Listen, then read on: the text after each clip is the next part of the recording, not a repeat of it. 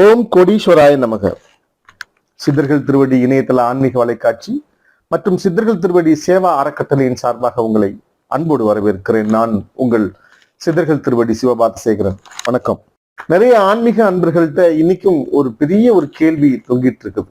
முழுமையாக ஆன்மீகத்தில் இருக்கிறவங்களுக்கு அதை பத்தி இல்லை, நாத்திகர்கள் பத்தியும் அதை பத்தி கவலை இல்லை.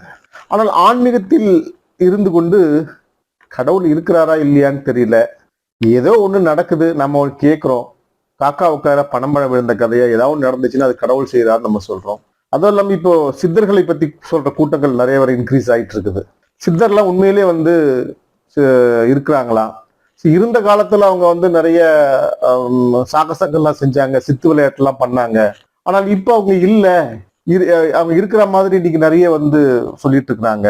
ஏதோ வைப்ரேஷன் இருக்குது, அவங்க மூலமா நிறைய நல்லது நடக்குதுன்னு சொல்றாங்க. இதெல்லாம் உண்மையா அப்படின்னு நிறைய பேர் கேட்கிறாங்க. இன்னைக்கு இருக்கிற சித்தர்கள் அப்படிங்கிற பேர்ல உள்ளவங்க யாருமே சித்து விளையாட்டுகள் பண்ண மாட்டேங்கிறாங்களே. அவங்களோட ஆசீர்வாதங்கள்லாம் யாரும் பேச மாட்டேங்கிறாங்க. அவங்க ஏதோ மனநலம் பாதிக்கப்பட்டவர்கள் இருக்கிறாங்களே. இப்படி நிறைய கேள்விகள் ஆன்மீகத்துல இருக்கிற பக்தி மார்க்கத்துல இருந்தாலும் அங்கேயும் ஒரு முழுமையான நம்பிக்கை இல்லாமலும், சித்தர் மார்க்கத்தில் இருக்கிறவர்களும் அங்கேயும் ஒரு முழுமையான நம்பிக்கை இல்லாமல் ஏதோ நம்ம ஒரு பண்றோம், நம்ம ஆத்ம திருப்திக்காக பண்றோம், ஒவ்வொரு இதுவும் பண்றோம், நிறைய குண்டலினி யோகம் பண்றோம், வாசி யோகம் பண்றோம், தியானம் பண்றோம். இதெல்லாம் நம்மளுடைய சந்தோஷத்துக்காக அப்படின்னு தான், தனிப்பட்ட நம்மளுடைய சந்தோஷத்தை பண்றதுக்காக தானே தவிர, அப்படி உண்மையிலேயே கடவுள் இருந்தா ஏன் வரல? அது எந்த மதமா இருந்தாலும் சரி, அது இந்த இஸ்லாம் மதமா இருக்கட்டும், இந்து மதமா இருக்கட்டும், கிறிஸ்துவ மதமா இருக்கட்டும், யாரும் கடவுளை பார்த்ததில்லை, யாரும் கடவுள் நேரடியாக நமக்கு தரிசனம் கொடுத்ததில்லை. அப்ப நாம மானுட வாழ்க்கையில ஏதோ நம்மை சந்தோஷப்படுத்திக் கொள்வதற்காக இந்த ஆன்மீக பயணம் போயிட்டு இருக்கோமா அப்படிங்கிற கேள்விகள் எல்லாம் நிறைய இருக்கு. இது ஒரு மிகப்பெரிய ஒரு கேள்வி. இதுக்கு பதிலும் ரொம்ப கிரிட்டிக்கல் அண்ட் காம்ப்ளிகேஷன். ஆனா நாம இப்ப சித்தர்கள் பத்தி மட்டும் வருவோம். சித்தர்கள் தான் யாரு? அவங்க தனியா ஏதோ ஒரு மிஷினரி ப்ராடக்ட் கிடையாது. மானுட உருவம் எடுத்து அவர்கள் சித்தர் பெருமக்களா? சித்தம் என்றாலே என்னது? அறிவுன்னு. அறிவார்ந்த பெருமக்கள் அவங்க தான் சித்தர்கள். அப்ப நமக்கு அறிவு இல்லையா அப்படின்னு கேட்டா இருக்குது, அவங்களுக்கும் இருக்குது. அந்த 6ஆம் அறிவை தாண்டி முக்காலத்தை உணரும் சக்தி அவங்களுக்கு இருக்குது. இதுதான் அவங்களுக்கு இருக்கிற அறிவுக்கும் நமக்கு இருக்கிற அறிவுக்கும் உள்ள வித்தியாசம். நாம அன்னைக்கு உள்ள பிரச்சனைகள்ல மட்டும் நம்மளுடைய கவனத்தை செலுத்துறோம். ஆனால் சித்தர் பெருமக்கள் அப்படி இல்லை. அவர்கள் உலகத்தை பார்க்கிறாங்க, மக்களை நேசிக்கிறாங்க. இதெல்லாம் யோசிக்கிறதுக்கு என்ன தகுதி வேணும் அப்படின்னா, மானிட பிறப்பெடுத்த எல்லாருமே நீங்க 14 சித்தர்கள், நவநாத சித்தர்கள், இப்படி நிறைய பேர்லாம் இருக்காங்க. இவங்களெல்லாம் நீங்க இல்லற வாழ்க்கையில இருந்து கொண்டு, அகத்தியருக்கு இல்லற வாழ்க்கையில இருந்து வந்தவங்க தான். முதல் சித்தன் முருகன் என்று சொல்லப்படுகிற பக்தி மார்க்கத்துல அவருக்கு முருகன்கிற கடவுள் சொல்லுவாங்க. சித்தன் மார்க்கத்துல அவர் ஒரு முதல் சித்தன், ஆதி சித்தன்.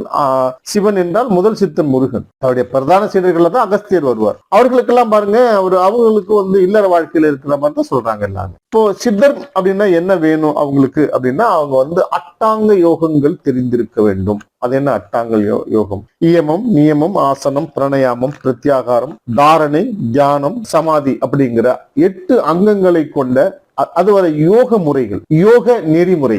இதை நாம் பயிற்சி செய்ய வேண்டும். இது என்ன பண்ணுது? அட்டாங்க யோகங்கிறது பயிற்சி செய்ய வேண்டியது. இந்த அட்டாங்க யோகத்தை பயிற்சி செஞ்சா என்ன வரும்? அட்டமா சித்து வரும்.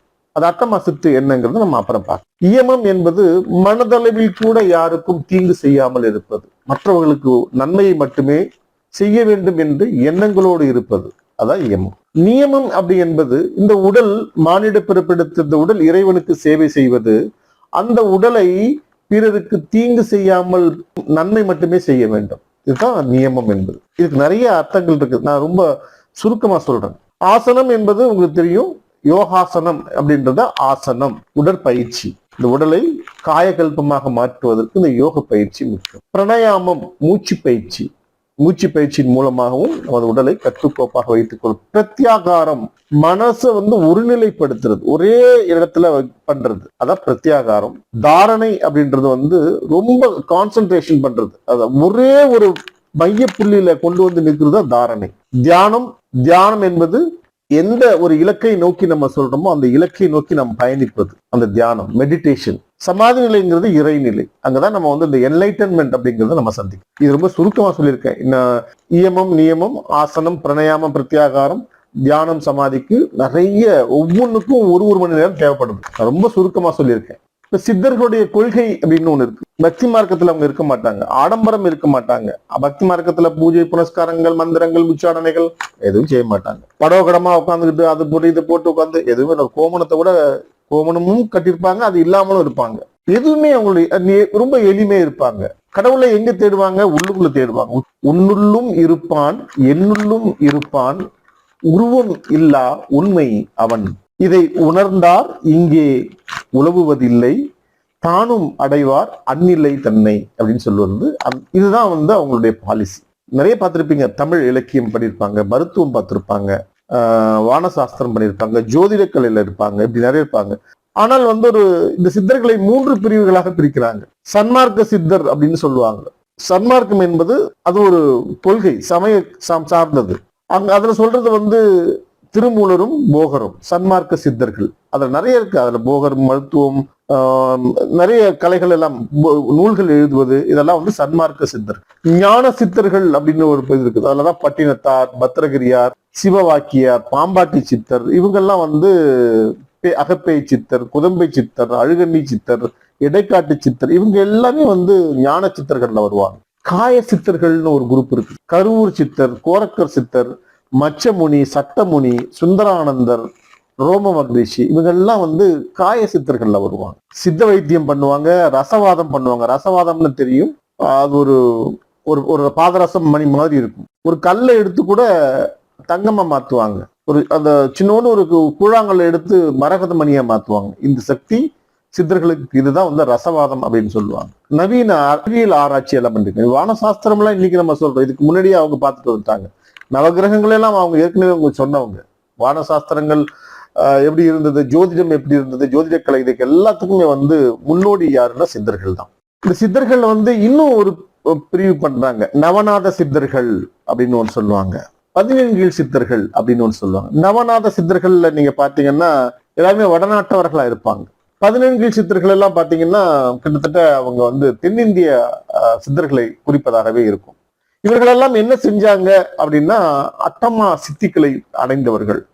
இந்த அட்டமா சித்திகள் அப்படின்னா என்ன அப்படின்னா அனிமா என்ற அணுவை போல ரொம்ப சின்னதா போய் இருப்பாங்க அனிமா.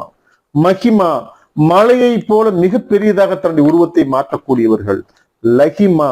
லகிமா என்பது காற்றை போல லேசாக இருத்தல், அப்படியே தன்னுடைய உடலை அந்தரத்திலே நிற்பாங்க. அதான் லகிமா. என்னுடைய குருநாதர் கோடிசாமிகள் எல்லாம் லகிமாவை சர்வசாதாரணமா பயன்படுத்துவாங்க. கரிமா அப்படி என்றால் மலைகளை போல கடினமானது. நம்ம இந்த உடலை கடினமானது, நீ என்னதான் வச்சு தள்ளினாலும் இந்த உடலை ஒண்ணு செய்ய முடியாது. அது கரிமா அப்படின்னு சொல்லுவோம்.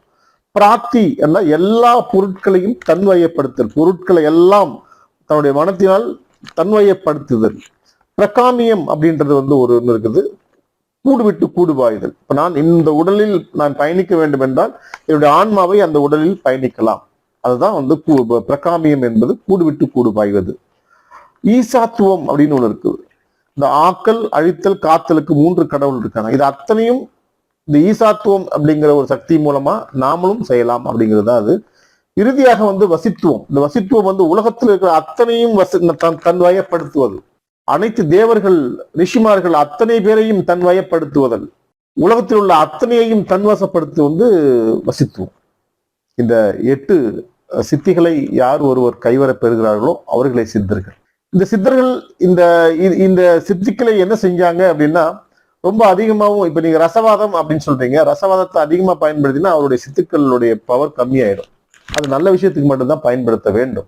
இப்படி மானுடர்களுக்கு நல்லது செய்வதற்காக இது போன்ற அட்டாங்க யுகங்களை பயின்று அட்டமா சித்துக்களை பெற்று இறைவனோடு இரண்டர கலக்கும் இந்த ஆத்மாக்களுக்கு பேர் சித்தர்கள் அப்படின்னு சொல்றோம். இந்த சித்தர்கள் தன்னுடைய தவ வலிமை மூலமாக, தவ ஆற்றல் மூலமாக இருக்குது. உடலில் இருக்கிற திசுக்கள் எல்லாம் பாத்தீங்கன்னா அப்படியே அவங்க இந்த காஸ்மிக் எனர்ஜிங்கிறத உள்வாங்கி இந்த உடம்புக்குள்ள சேர்த்து வச்சிருப்பாங்க. ஆக்சிஜன் நம்ம உள்ள போகுதாங்க. இந்த குளுக்கோஸ் நம்ம சொல்றோம் இல்லையா, இந்த திசுக்கள் எல்லாம் நம்ம உடலில் அவங்க வச்சுக்கிட்டு காயகல்ப உடலாக மாற்றி வைத்துப்பாங்க. நம்ம உடம்பை சுத்தி ஒரு சின்னதா ஒரு ஆறா ஒண்ணு இருக்கும். ஒவ்வொரு மனிதர்களுக்கும் எல்லாருக்கும் ஆறா இருக்கும். என்ன, நம்மளுடைய டென்சிட்டி கொஞ்சம் கம்மியா இருக்கும், கொஞ்சோண்டு இருக்கும். ஆறான்றது நம்மளை தாண்டி ஒரு ஒளிவட்டம் மாதிரி ஒண்ணு தெரியும். ஆனா நம்ம கண்களுக்கு தெரிவதில்லை. ஆனால் இறைவனுக்கு பின்னாடி பாத்தீங்கன்னா அந்த தலைக்கு பின்னாடி ஒரு ஒளிவட்டம் ஒண்ணு இருக்கும், உடம்புக்கு பின்னாடி ஒரு சும்மா ஒரு பிளர் மாதிரி தெரியும் இல்லையா, இதெல்லாம் அவங்களுடைய ஆறா நமக்கும் இருக்குது. ஆனால் நாம் அந்த சக்தியை முறையாக பயன்படுத்துவதில்லை, நம்முடைய பயிற்சியை முறையாக பயன்படுத்தி கொள்வதில்லை. அவர்கள் அதை பயன்படுத்தி அவங்களுடைய ஆறா, சித்தர்களுடைய ஆறா பாத்தீங்கன்னா ஒரு 30 கிலோமீட்டர் தூரம் வரைக்கும் இருக்கும். நீங்கள் அந்த சித்தரை பார்க்க வேண்டும் என்று நினைத்தீர்களா என்றால் அவர்களுடைய இருக்கிற சக்தியை அவங்களுக்கு தெரியுமா, இன்னைக்கு சந்திக்க வர்றீங்க அப்படின்னு. அது போன்ற அட்டமா சித்துக்களின் மூலமாக அவங்க நிறைய விஷயங்களை தெரிந்து கொள்வார்கள், மானிட உலகுக்கு நன்மை செய்வார்கள். அதனாலதான் அவர் ஜீவ சமாதி என்பது அவருடைய ஜீவன் அங்கேயேதான் இருக்கும். அந்த ஜீவ சமாதிக்கு நீங்க இங்க போனீங்கன்னா அவருடைய ஆறா அங்கேதான் இருக்கும். அதுவும் இல்லாம அவர் சித்தி அடைந்த அந்த குரு பூஜை தினத்தில் நீங்கள் போய் நீங்க தரிசனம் பண்ணும்போது அந்த ஆறாவின் ஆற்றல் மிகப்பெரியது. வழக்கமா நீங்க ஜீவசமாதியில போய் நீங்க தரிசனம் பண்ணும் போதோ இல்ல அங்க நின்று நீங்கள் உங்களுடைய பிரார்த்தனையை மேற்கொள்ளும் பொழுது அந்த சித்தருடைய ஆறா உங்க மேலப்பட்டு உங்ககிட்ட இருக்கிற இந்த நெகட்டிவிட்டி வெளியே போகும். நேரடியா அதான் அவங்க எல்லாம் இந்த படத்துல காட்டுற மாதிரி அப்படியே ரேஸ் எல்லாம் வரும், அப்படியெல்லாம் இல்லை. அவருடைய ஆறா உங்க மேல படுது, உங்கள்கிட்ட இருக்கிற நெகட்டிவிட்டி வெளியே போகுது. உங்கள்கிட்ட விட்ட நெகட்டிவிட்டி வெளியே போனாலே நீங்க பரிசுத்தமாவீங்க, உங்களுடைய சித்தம் சரியாகும். உழைச்சி சம்பாதிக்கணும், அதனால பணம் கொடுக்கணும் காசு கொடுக்கணும்னா நம்ம போய் நிக்க கூடாது.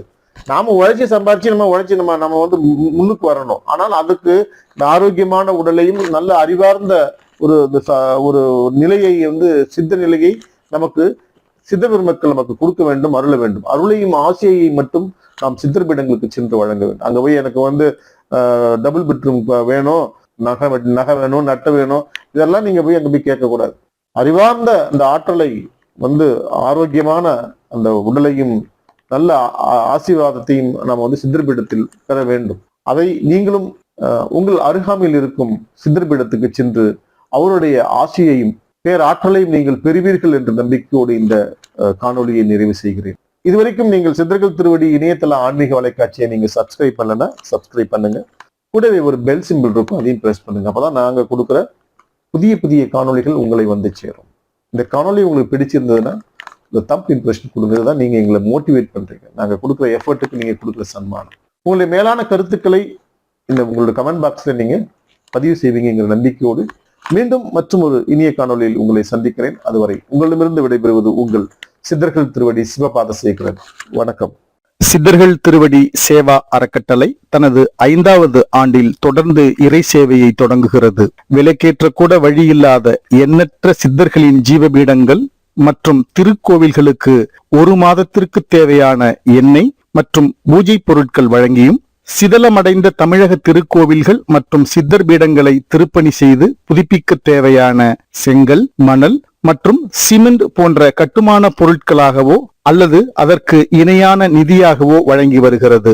மேலும் சாலையோரங்களில் வாழும் ஆதரவற்றவர்கள், அனாதைகள், வாழ்வாதாரம் இழந்தவர்கள் மற்றும் ஏழை எளியோர்கள் சுமார் 200 பேர்களுக்கு ஒருவேளை அன்னதானத்தை சித்தர்கள் திருவடி சேவா அறக்கட்டளையின் சார்பில் தொடர்ந்து வழங்கி வருகிறோம். இந்த ஒருவேளை அன்னதானம் வரும் காலங்களில் நித்திய அன்னதானமாக வழங்கி மகிழ சித்தர்கள் திருவடி சேவா அறக்கட்டளை முன்னெடுத்து வருகிறது.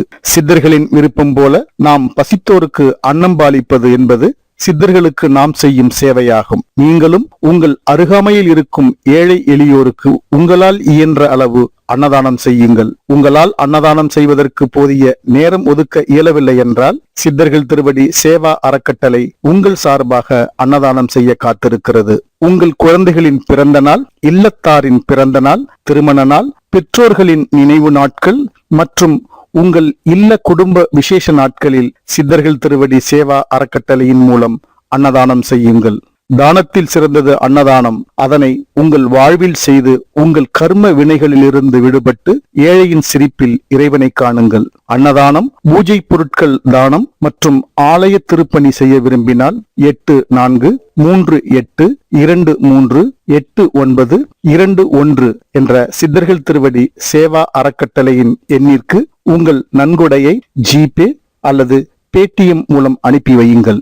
மேலும் அன்னதான விவரங்கள் மற்றும் வங்கி விவரங்கள் அறிய திரையில் தோன்றும் இணையதளத்தை பார்வையிடவும். என்றென்றும் இறை சேவையில் உங்கள் சித்தர்கள் திருவடி சேவா அறக்கட்டளை. சித்தர்கள் திருவடி இணையதள ஆன்மீக வலைக்காட்சியை நீங்கள் இதுவரைக்கும் நீங்க சப்ஸ்கிரைப் பண்ணலன்னா சப்ஸ்கிரைப் பண்ணுங்க. கூடவே ஒரு பெல் சிம்பிள் இருக்கும், அதையும் நீங்க பிரஸ் பண்ணுங்க. அப்போதுதான் நாங்கள் கொடுக்கும் புதிய காணொளிகள் உங்களை உடனுக்குடன் வந்து சேரும். இந்த காணொளி உங்களுக்கு பிடிச்சிருந்ததுன்னா ஒரு தம்ப் இம்ப்ரெஷன் ஒன்று இருக்கும், அதை நீங்க பிரஸ் பண்ணுங்க. உங்களுடைய மேலான கருத்துக்களை கமெண்ட் பாக்ஸ்ல நீங்க பதிவு செய்யுங்க. எண்ணற்ற சித்தர் பெருமக்களின் ஜீவபீட தரிசனம் மற்றும் வரலாறு புத்தகங்கள், அவங்க இருப்பிட முகவரி, அலைபேசி எண், தொலைபேசி எண், இப்படி அத்துணை விவரங்களும் www.சித்தர்கள்திருவடி.com என்ற இணையதளத்தில் இருக்கிறது. அதை நீங்கள் இலவசமாக பதிவிறக்கம் செய்து கொள்ளலாம். மீண்டும் மற்றும் ஒரு இனிய காணொளியில் உங்களை சந்திக்கிறேன். அதுவரை உங்களிடமிருந்து விடைபெறுவது உங்கள் சித்தர்கள் திருவடி சிவபாத சேகரன். வணக்கம்.